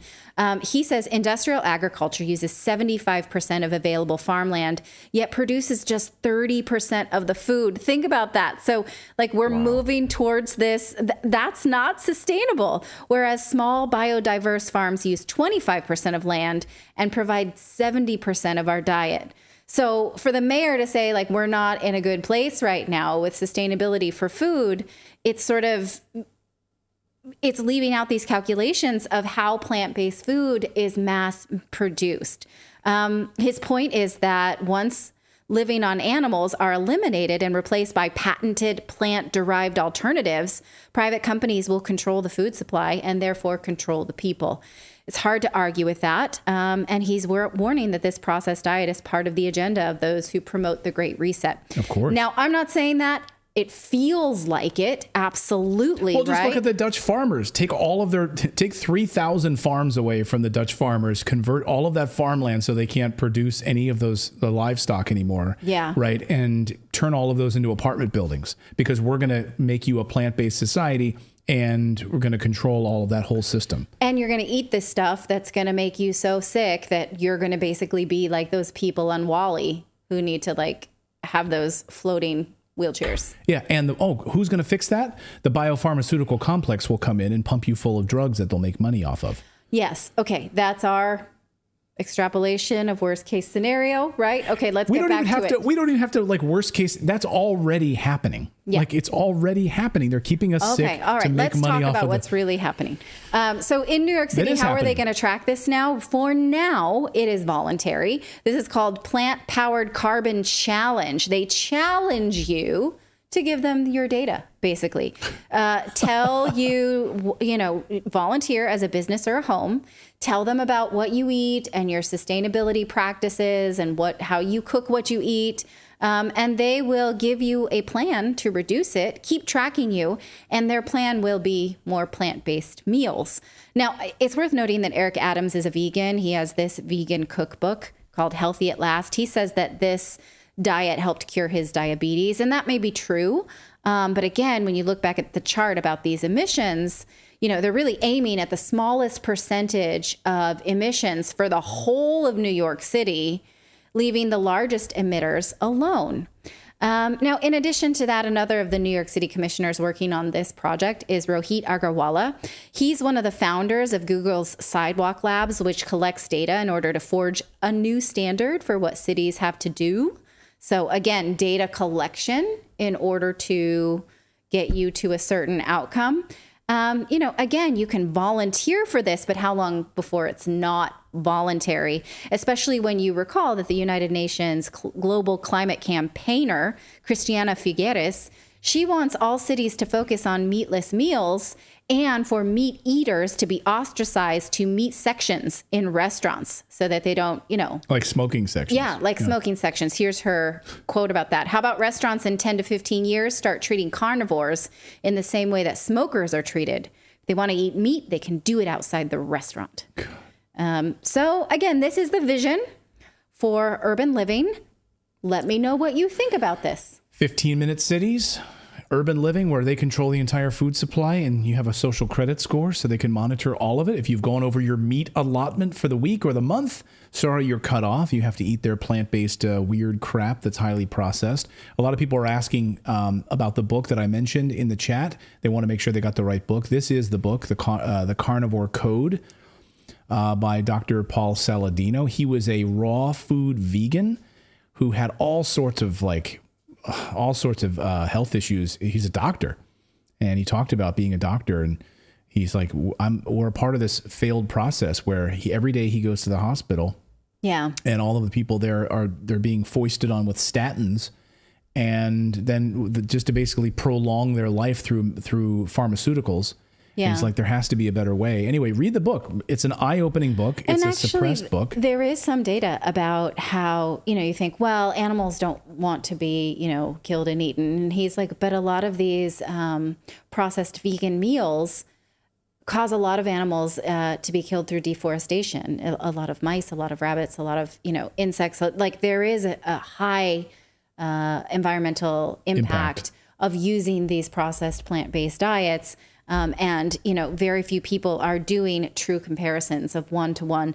And again, when someone just says like, oh, plant-based is the new electric car, when you realize, when you dig down into the data, it doesn't always turn out the way that the person using those terms for virtue signaling wants them to. Yeah, I mean, look, we're all about information here on this show. So, read the book, read your vegan books, read this book, and have a balance of opinions. That's what Natalie and I both done. Have read vegan books, we've read carnivore books, and you can make your own determination once you decide and figure out what toxins are actually in some of these plants that a lot of people are eating. So it's really important. And then once you also see what the World Economic Forum is trying to do to us and control our entire supply and control everything that you do by eliminating meat, that should be a red flag. When the World Economic Forum is trying to get you to stop eating meat, it should set off some alarm bells. Please subscribe to the channel. We would love for you to be a subscriber. There's 20,000 of you watching right now on YouTube, and I think there's 14,000 of you watching on Rumble right now. So if we'd love for you to subscribe. We're heading towards 2 million subscribers on YouTube, which is amazing to all of you rebels out there, right?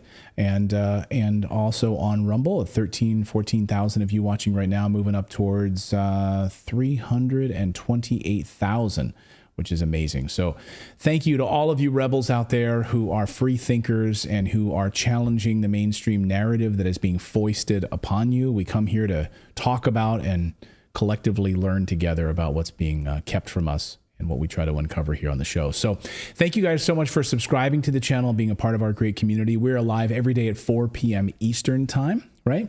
Yes. All right. I'll say goodbye. Okay, go ahead. All right. We will see you here tomorrow. Thanks so much for joining us. And remember to subscribe to the newsletter and you get a study guide for what we're going to talk about the next day, plus all of the links. Redacted.com. Redacted.inc is how you subscribe to the newsletter. We'll see you, everybody. Thank you.